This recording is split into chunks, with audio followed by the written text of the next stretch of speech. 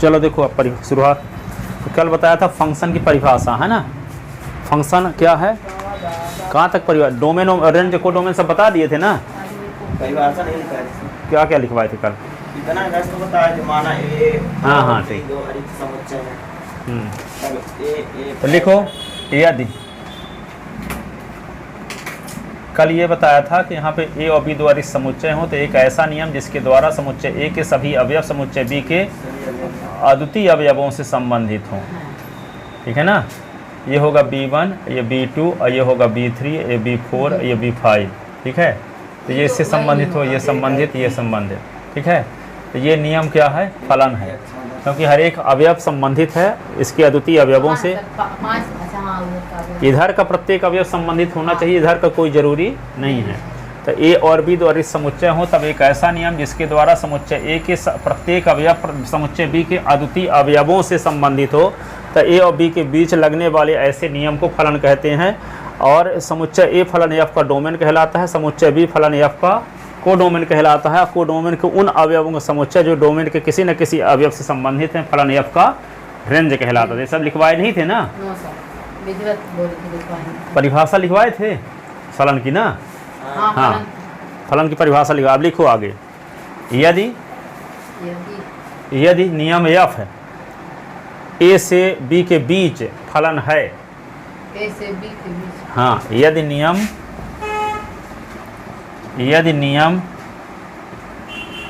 F है समुच्चय ए से समुच्चय बी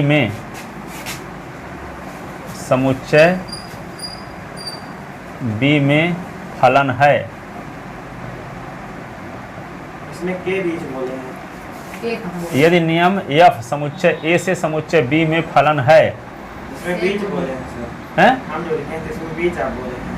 के अभी बीच। यदि नियम एफ समुच्चय ए से समुच्चय बी में या समुच्चय ए से समुच्चय बी के बीच में फलन है, समुच्चय बी के बीच में फलन है या समुच्चय ए से समुच्चय बी में फलन है, तब इसे लिखते हैं, तब इसे निम्नानुसार लिखते हैं, निम्नानुसार लिखते हैं।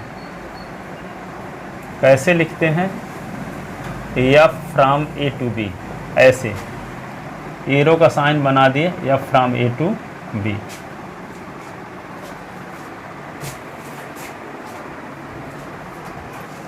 ठीक है। यहाँ समुच्चय ए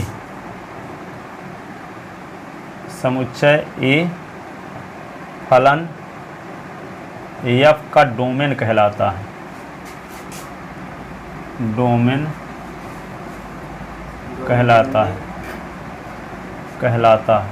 इसको प्रांत हिंदी में और कहते हैं, इंग्लिश शब्द ही यूज हिंदी में लिख देते हैं। डोमेन ज़्यादा फेमस नाम डोमेने है, प्रांत। यहाँ समुच्चय ए फलन एफ का डोमेन या प्रांत कहलाता है तथा समुच्चय बी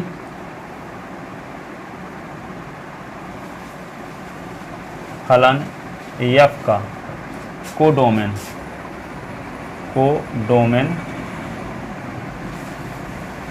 सहप्रांत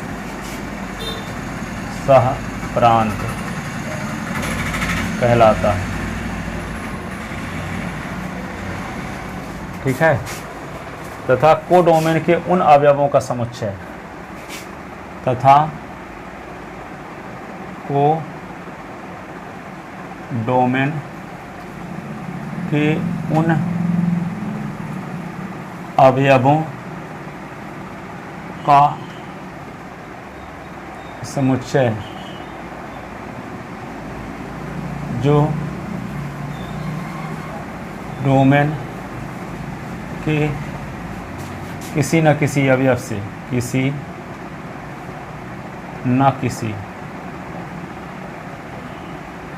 अवयव से संबंधित हो,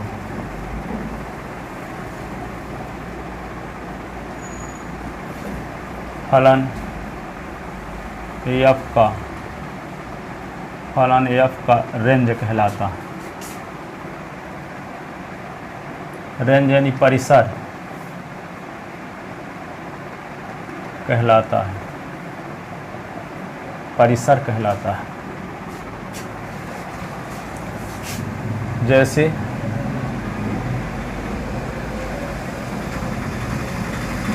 चित्र में एफ का डोमेन, एफ का डोमेन बराबर क्या लिखोगे? ए को क्या लिख सकते हैं? समुच्चय के अवयव क्या हैं? A1 A2 A3 A4 A4 F का कोडोमेन बराबर क्या होगा? बी, जिसके अवयव हैं B1 B2 B3 B4 B5, ये कामा लगा हुआ है सब में। एफ का रेंज, एफ का रेंज या परिसर जिसको बोलते हो, परिसर कोडोमेन के उन अवयवों का समुच्चय जो डोमेन के किसी न किसी अवयव से संबंधित हैं। कौन कौन संबंधित हैं? B1 B2 B3 B4, F का रेंज कहलाता है। कोडोमेन के उन अवयवों का समुच्चय है ना, जो डोमेन के किसी न किसी अवयव से संबंधित है, एफ का रेंज कहलाता है।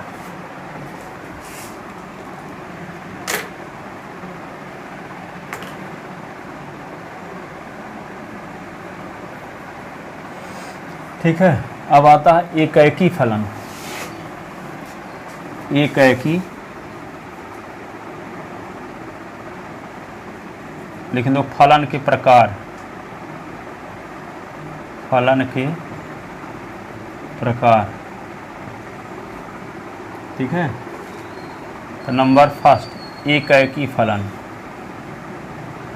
एकैकी फलन इसको कहते हैं 1-1 फंक्शन। 1-1 फंक्शन। आर इसी का दूसरा नाम है इंजेक्टिव मैपिंग,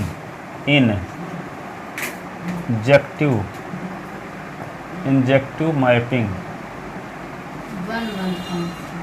1-1 फंक्शन कहो चाहे इंजेक्टिव मैपिंग कहो, एक ही बात है। हिंदी में कहते हैं एकैकी फलन।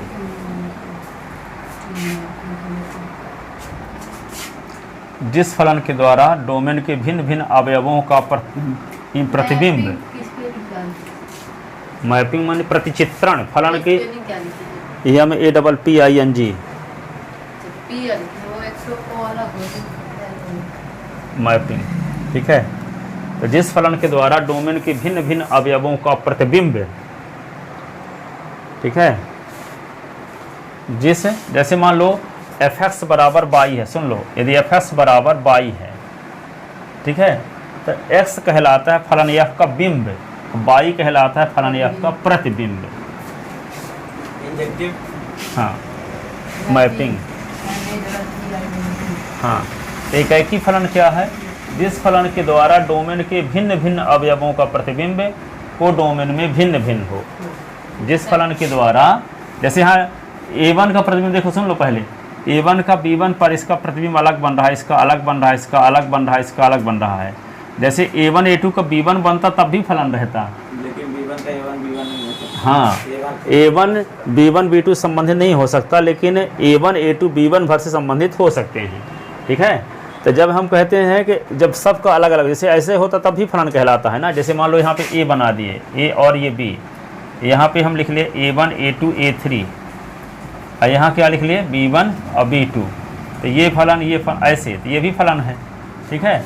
प्रतिबिंब सभी अवयव संबंधित भी हैं, आदुति प्रतिबिंब भी बन रहा है, तो ये नियम फलन है, ये नियम F क्या है? फलन है। लेकिन ये 1-1 नहीं है। 1-1 होने के लिए डोमेन के भिन्न भिन्न अवयवों का प्रतिबिंब को डोमेन में भिन्न भिन्न हो। तो यहाँ A1 A2 का एक ही प्रतिबिंब है, इसलिए ये क्या है? बहु एक फलन है, एकैकी फलन नहीं है। बहु एक फलन है, एकैकी नहीं, बहु एक है। एक से अधिक अवयवों का प्रतिबिंब एक ही अवयव हो तो ऐसे फलन को क्या बोलते हैं? बहु एक फलन। बहु एक फलन नाम से ही स्पष्ट है, बहुत का एक से, बहुत का एक से। ठीक है। तो जो बहु एक होगा वह एकैकी नहीं होगा, और जो एकैकी होगा वो बहु एक नहीं होगा। तो हम किसी फलन को यदि सिद्ध करना है कोई एकैकी फलन नहीं है तो इसको दिखा दें बहु एक फलन है। क्या है? बहु एक, यानी कई एक से अधिक अवयवों का प्रतिबिंब एक ही बन रहा है।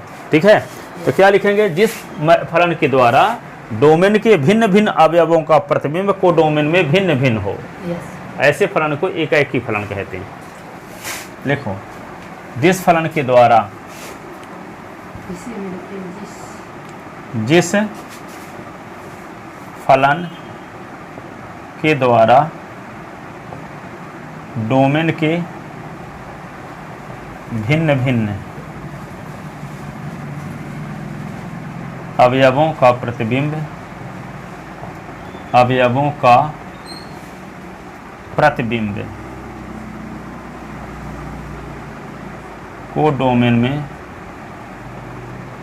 को डोमेन में भिन्न भिन्न हो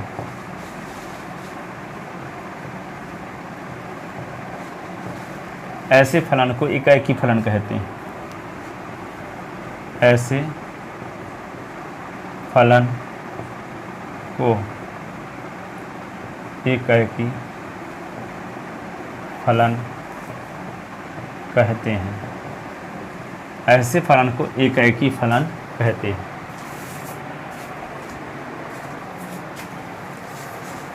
ऐसे फलन को एकाएकी फलन कहते हैं, जैसे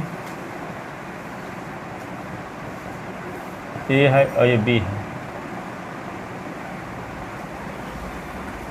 तो यहाँ पे A1 A2 A3, ये B1 B2 B3, तो यहाँ फलन F एकाएकी फलन, यहाँ फलन F A से B में एकाएकी फलन है।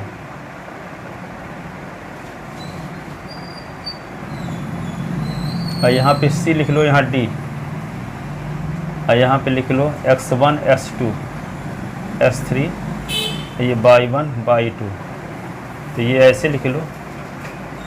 तो यहाँ फलन G एकाएकी फलन नहीं है। यहाँ फलन G का मतलब हमारे पास क्या है? एकाएकी फलन नहीं है। कहाँ पे जी माने फलन को माने हैं, फलन के कोई माना जाता है F से G से H से, इसे डिनोट करते हैं। तो दो ठो फलन की बात हो रही थी, तो यहाँ F के बारे में बता रहे हैं कि एकाएकी फलन है, G फलन एकाएकी फलन नहीं है, बहु एक है।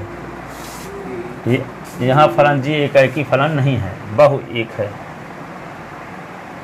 बहु एक है, बहु एक है। क्या है? बहु एक।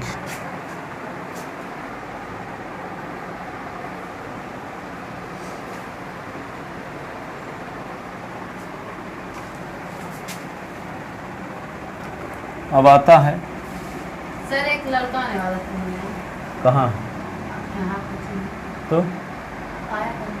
जानते हैं वो लड़का कहाँ से आने वाला था? इधर से आने वाला था वो लड़का, जमुई साइड से आ रहा था। कब है?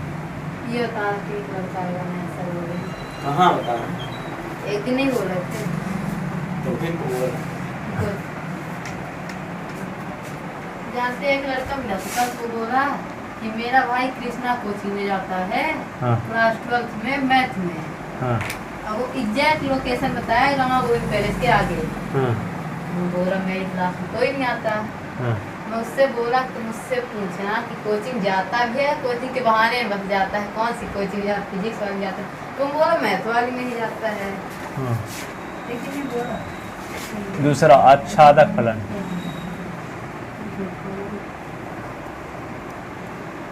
मेरे को लगता है लड़का फ्रॉड है ना? हाँ, घर से लगता है आता है और गले में रह जाता है, घंटे भर बात करता है, रास्ते में फिर चला जाता है। फिर घर जाएगा तो 800 रुपये ले लेगा महीना में। अब फिर क्या करेगा? उसके मम्मी पापा पागल हैं। पागल क्या है, बहुत सारे लोग इतना बिजी रहते हैं, तो क्या जाने के वहाँ जब पिछले साल बिजी कोई नहीं है सर, कि फोन एक अच्छा फोन लगा कर नहीं पहुंच सकते हैं, इतना बिजी कोई नहीं तो है। वो सर, क्या क्या जाने बच्चा कोचिंग नहीं जा रहा है? हाँ, कैसे जाने के भी नहीं जा रहा है? क्या तो स्कूल का लिख के वही तो दिखा आज दिए से तो लगा कर फोन लेके आता है बालक की नहीं आता। तो आपके पापा लगाए आज तक? भैया लोग हैं तो आप क्यों लगा? कोई नहीं लगाए। लगाते हैं मेरे पापा। भरोसा है कि नहीं है? तो घर से भरोसा जीते हैं।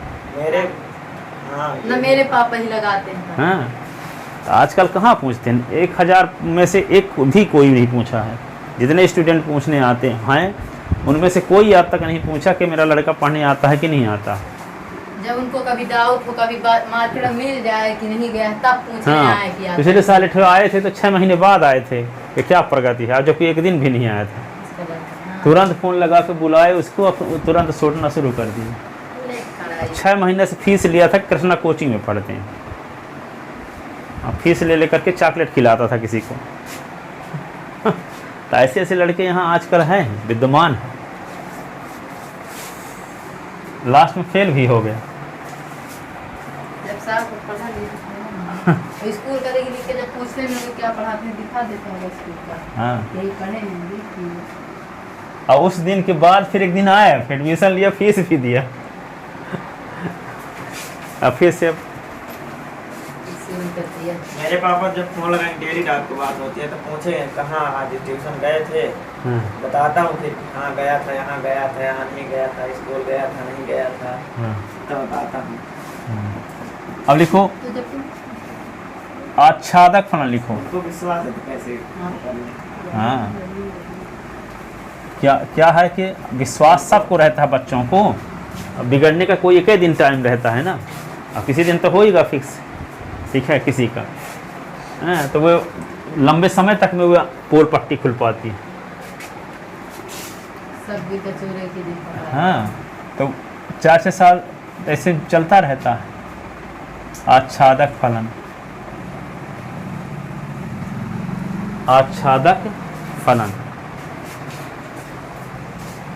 जिस फलन के द्वारा, देखो, जिस फलन के द्वारा कोडोमेन के सभी अवयव डोमेन के किसी न किसी अवयव से संबंधित हो, ऐसे फलन को आच्छादक फलन कहते हैं। प्रांत के प्रांत हो।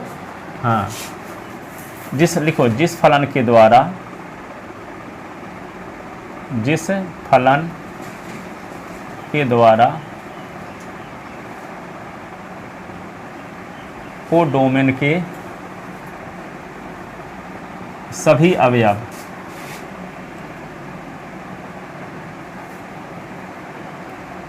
डोमेन के किसी न किसी डोमेन के किसी न किसी अवयव से, किसी न किसी अवयव से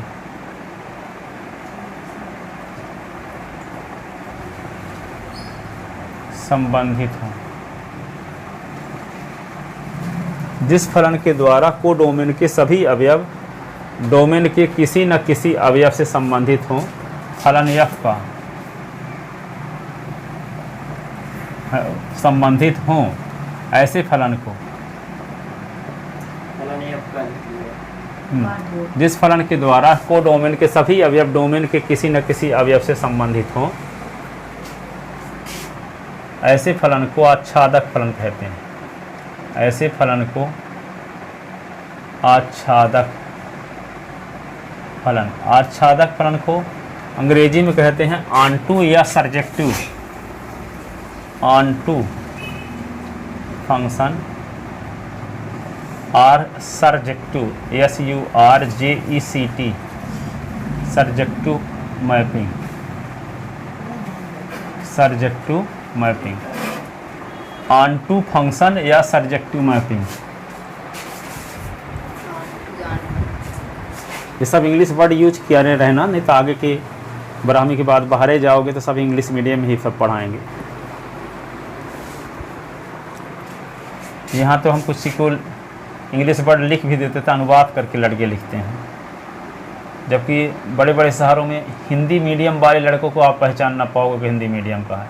जितने शब्द इंग्लिश के जानते हैं वो इंग्लिश वर्ड लिखेंगे, लास्ट में है भले लिख देंगे, ठीक है। जैसे मान लो कोई सरल रेखा SH के साथ जितने अंश का कोण बनाती है, उस कोण के इस पर सज्जा को उस रेखा की प्रवणता कहते हैं।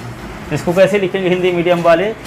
यदि कोई स्ट्रेट लाइन x एक्सिस की पॉजिटिव डायरेक्शन के साथ जो कोण बनाती है, उस कोण के टेंजेंट को, उस लाइन की क्या कहते हैं? ग्रेडियंट कहते हैं। उस लाइन की ग्रेडियंट कहते हैं। तो वे शब्द इंग्लिश वर्ड ही सब यूज कर रहे हैं, लिख रहे हैं हिंदी में, ठीक है, पूरे शब्द इंग्लिश में। जिसको आप समझ सकते हो ऐसी वाली है, ऐसे इंग्लिश मिक्स करके लिखो अभी से। ये नहीं हो पहले बचपन से हैबिट बनी रहती, खासकर सरस्वती स्कूल के बच्चों को, वे एक शब्द इंग्लिश शब्द नहीं ले सकते, कहीं अनुवाद पूछते हैं। हाँ, बल्कि संस्कृत में लिख देंगे। एकदम हिंदी पढ़ाते हैं, एकदम हिंदी। द्वादशः क्लास में। हाँ, द्वादश क्लास। इसी तरह अच्छा, लिखते हैं। द्वादश। द्वादशः। क्लास 12th नहीं है। बेला, पीरियड नहीं बोल सकते, बेला। कौन सी बेला लगी? बेला दूसरी तीसरी चौथी द्वितीय तृतीय चतुर्थी पंचमी बेला षष्ठी। मतलब घंटी। जैसे मान लो यहाँ पे देखो चित्र बना लो, ए और ये बी, यहाँ पे A1 A2 A3, तो किस चक्कर है? B1 B2 B3, ठीक है। तो यहाँ फलन F एक ही फलन है, और यहाँ पे देखो A और B, और यहाँ पे लिख लो x1 x2 x3 x4 y1 y2 y3 y4 y5। ये एक ही फलन नहीं है, यहाँ जी फलन एक ही फलन नहीं है, यह फलन एक ही फलन, यह फलन आच्छादक फलन है, लेकिन जी फलन आच्छादक फलन नहीं है, क्योंकि कोडोमेन का एक अवयव बचा हुआ है, ठीक है। तो जिस फलन के द्वारा कोडोमेन का एक या एक से अधिक अवयव डोमेन के किसी अवयव से संबंधित नहीं रहता, ऐसे फलन को कहते हैं अंतःक्षेपी फलन। तो ये फलन जब एक आच्छादक फलन नहीं है तो है क्या? अंतःक्षेपी। क्या है? अंतःक्षेपी। अंतःक्षेपी फलन किसे कहते हैं? जिस फलन के द्वारा कोडोमेन का एक या एक से अधिक अवयव डोमेन के किसी अवयव से संबंधित नहीं रहता, ऐसे फलन को अंतःक्षेपी फलन कहते हैं। तो यहाँ फलन यह आच्छादक फलन है और जी आच्छादक फलन नहीं है, अंतःक्षेपी फलन है। यहाँ लिखो, यहाँ फलन एफ है, आच्छादक है, आच्छादक है, किंतु जी आच्छादक नहीं है, आच्छादक नहीं है। आच्छादक क्यों है? क्योंकि कोडोमेन के सभी अवयव संबंधित है डोमेन के किसी न किसी अवयव से। ये आच्छादक क्यों नहीं है? के सभी अवयव कोडोमेन के सभी अवयव संबंधित नहीं है डोमेन के किसी न किसी अवयव से, एक अवयव बचा है, सब अवयव संबंधित है, इसका मतलब छा गई। एक भी कहला जाएगा ना। हाँ, एकाएकी भी है, आच्छादक भी है। ये एकाएकी है लेकिन आच्छादक नहीं है, ठीक है। ये एकाएकी भी है और आच्छादक भी है, और ये एकाएकी तो है लेकिन आच्छादक नहीं है। अब लिखो अंतःक्षेपी फलन।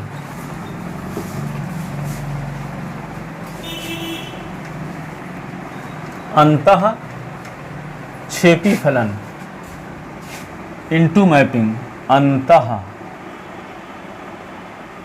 अंतःक्षेपी फलन, इनटू मैपिंग। हाँ, into mapping, INTO, into mapping. Into mapping function. Mapping का फंक्शन भी लिख सकते हो। मैपिंग माने प्रतिचित्रण होता है, फलन का पर्यायवाची, ठीक है। जैसे आकाश का पर्यायवाची क्षितिज, इसी प्रकार क्या होगा? फलन का पर्यायवाची मैपिंग। फलन का पर्यायवाची होता है प्रतिचित्रण। तो फलन लिखोगे तो उसकी अंग्रेजी फंक्शन, और प्रतिचित्रण लिखोगे तो उसकी अंग्रेजी मैपिंग, ठीक है। तो क्या लिखोगे? Into mapping. जिस फलन के द्वारा, लिखो, जिस फलन के द्वारा कोडोमेन का एक या एक से अधिक अवयव डोमेन के किसी भी अवयव से संबंधित ना हो। जिस फलन के द्वारा कोडोमेन का, मतलब जिस फलन के द्वारा कोडोमेन का एक या एक से अधिक अवयव, कोडोमेन का एक या एक से अधिक अवयव,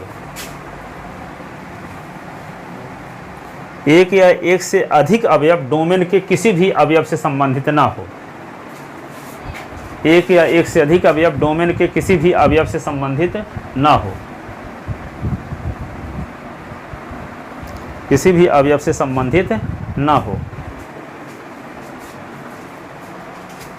ऐसे फलन को अंतःक्षेपी फलन कहते हैं। जैसे यहाँ पे ए है, ये बी है, ये देखो चित्र बना लो, यहाँ S1 S2 S3 S4, ये y1 y2 y3 y4 y5, तो ये इससे संबंधित है, ये इससे संबंधित है, ये इससे संबंधित है, ये इससे संबंधित है।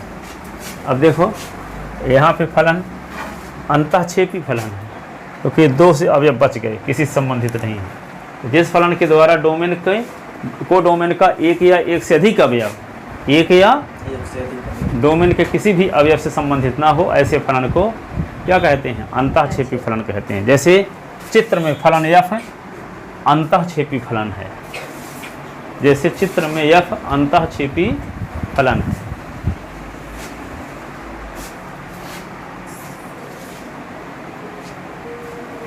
अंतःक्षेपी फलन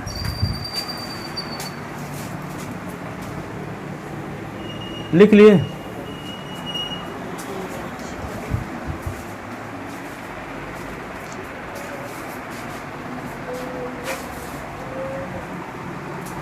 अंतःक्षेपी फलन है।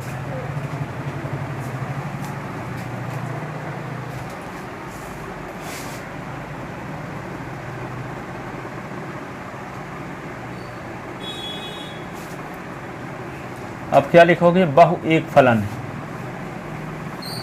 बहु एक फलन, मेनी वन। ऐसा फंक्शन रहेगा तो सर ये अंतःक्षेपी नहीं रहेगा है? मतलब कैसा रहेगा फलन? फलन सभी अवयव जो अंतःक्षेपी नहीं होगा। आच्छादक होगा तो अंतःक्षेपी नहीं होगा, अंतःक्षेपी होगा तो आच्छादक नहीं होगा।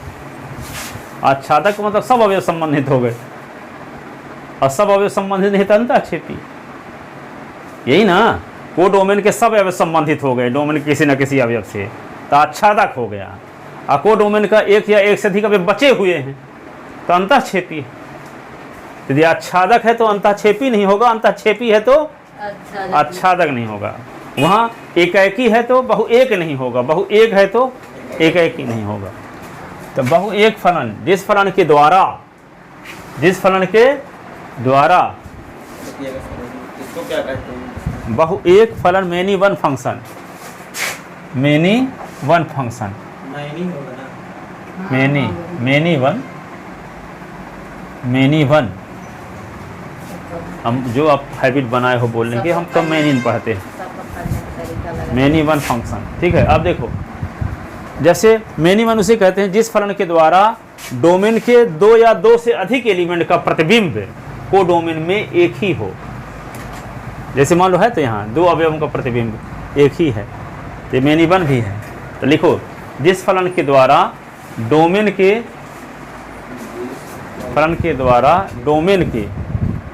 दो या दो से अधिक अवयवों का प्रतिबिंब, दो या दो से अधिक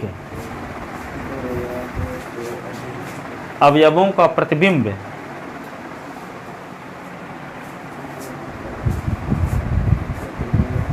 को डोमेन में एक ही अवयव हो।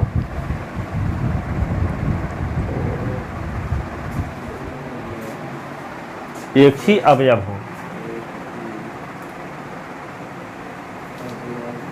हो, ऐसे फलन को बहु एक फलन कहते हैं। बहु एक फलन कहते हैं। जैसे चित्र में, ये चित्र बना लो, इस चित्र में यह बहु एक फलन है, बहु एक भी है और अंतःक्षेपी भी है। बहु एक अंतःक्षेपी फलन है।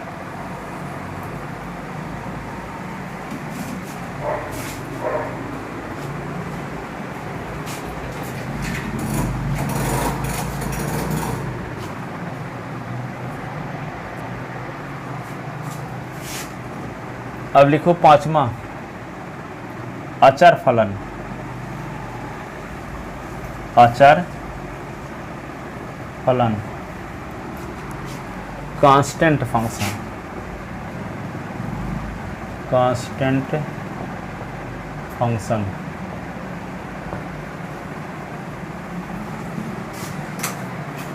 आचार फलन का मतलब देखो, यहाँ सुनो, क्वाड्रेंट कहाँ होते हैं सर? देखो बताएं, एफ एस बराबर आपके पास है मान लो 3, एस बराबर 3 ऐसे मान लो, तो एफ एस के एस के स्थान पे 1 रखो तो 3 गुणे 1 आएगा कि नहीं, तो एफ 1 बराबर 3 आ गया। अब 2 रखे 2 रहेगा तो क्या होगा, 3 गुणे 2 तो 6 आ जाएगा। लेकिन एफ एस बराबर आपके पास केवल 3 है, एफ एस बराबर केवल 3 है, तो एस के स्थान पे 1 रखोगे तब भी 3, सब जो 2 रखोगे तो भी 3, 4 रखोगे तो भी 3, 5 रखोगे तो भी 3।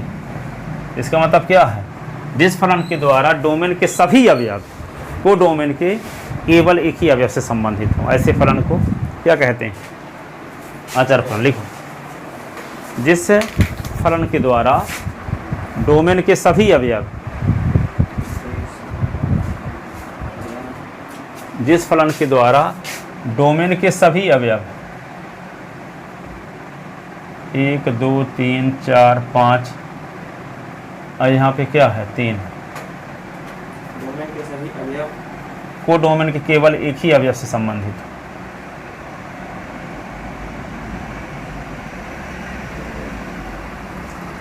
जिस फलन के द्वारा डोमेन के सभी अवयव,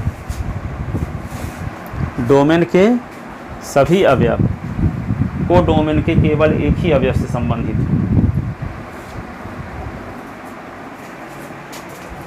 ऐसे फलन को आचार फलन कहते हैं। जैसे ये चित्र बना,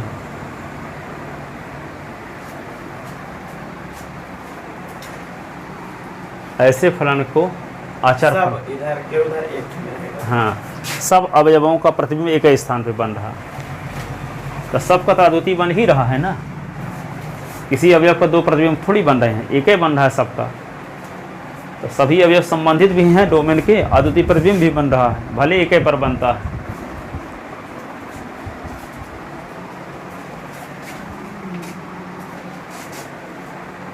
जैसे 5 पांडवों की शादी द्रौपदी से हुई थी, उसी प्रकार यहाँ पे 5 एलिमेंट एक ही अवयव से संबंधित।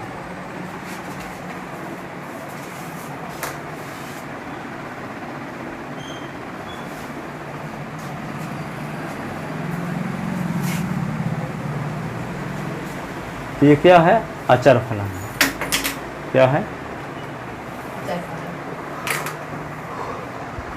आप देखो आगे,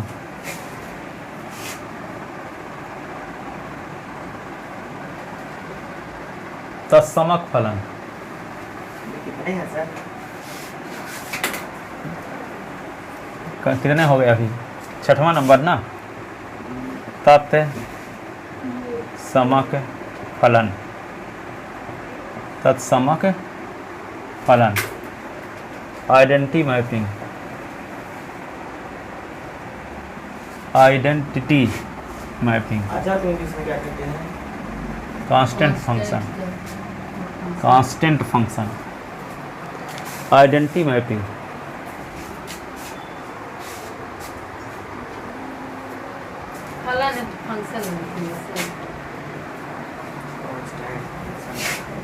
तत्समक फलन, जैसे मान लो f s is equal to s है,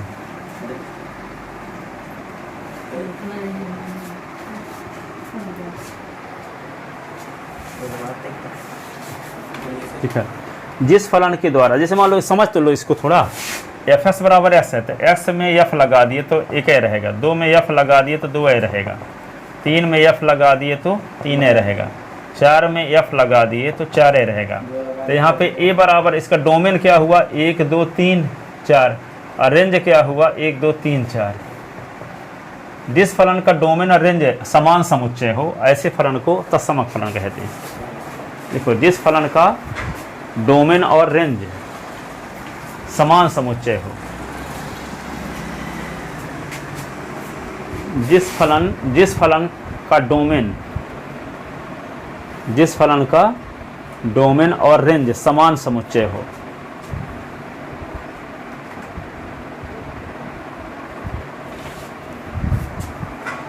ऐसे फलन को तत्समक फलन कहते हैं।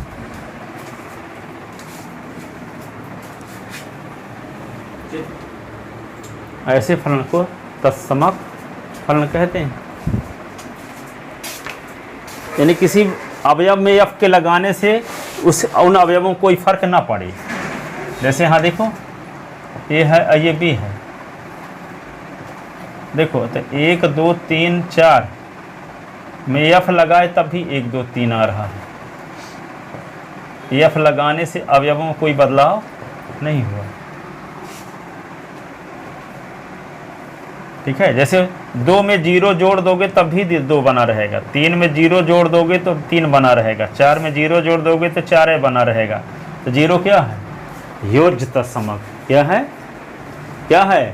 योज्य तत्समक। अब यहाँ पे 2 में 1 का गुणा करो तो 2 ही रहेगा, 3 में 1 का गुणा तो 3 ही रहेगा, 4 में 1 का गुणा तो 4 ही रहेगा। तो ये क्या हुआ? गुणन तत्समक। क्या हुआ? गुणन तत्समक। अब यहाँ पे देखो, x में f लगाओगे तो ऐसे रहेगा, तो f क्या हुआ? तत्समक फलन, क्योंकि f लगाने से इस x में कोई फर्क नहीं पड़ा। जैसे यहाँ 0 जोड़ने से कोई फर्क नहीं पड़ा, 1 का गुणा करने से कोई फर्क नहीं पड़ा, तो 0 योज्य तत्समक। ये क्या हुआ? एक गुणन तत्समक। तो यहाँ f क्या है? तत्समक फलन। क्यों? किसी अवयव में f लगाने से उस अवयव में कोई फर्क नहीं पड़ा, इसलिए f क्या हुआ? तत्समक फलन। ठीक है, इसके बाद अब क्या है? एकाकी आच्छादक। फिर उसको जब जो फलन एकाकी आच्छादक दोनों होता है उसको कहते हैं बाइजेक्टिव मैपिंग। ठीक है, जो बाइजेक्टिव होगा तो प्रतिलोमी फलन होगा। प्रतिलोमी फलन कब परिभाषित होगा? जब ए से बी में जो कोई फलन है वह एकाकी भी है और आच्छादक भी है। तो ऐसी कंडीशन में कोडोमेन को डोमेन बनाया जा सकता है और डोमेन को कोडोमेन। ठीक है, ऐसा तभी पॉसिबल होगा जब वह एकाकी भी होगा और आच्छादक भी होगा। तो जो एकाकी आच्छादक होगा वह क्या होगा? प्रतिलोमी भी होगा।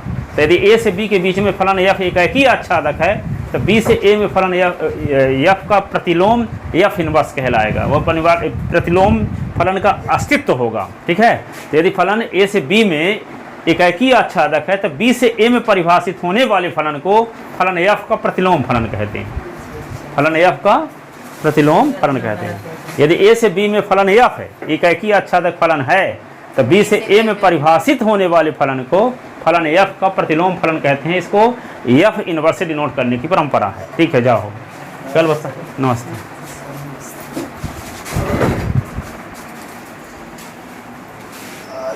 क्या करें, जाए स्कूल न जाए।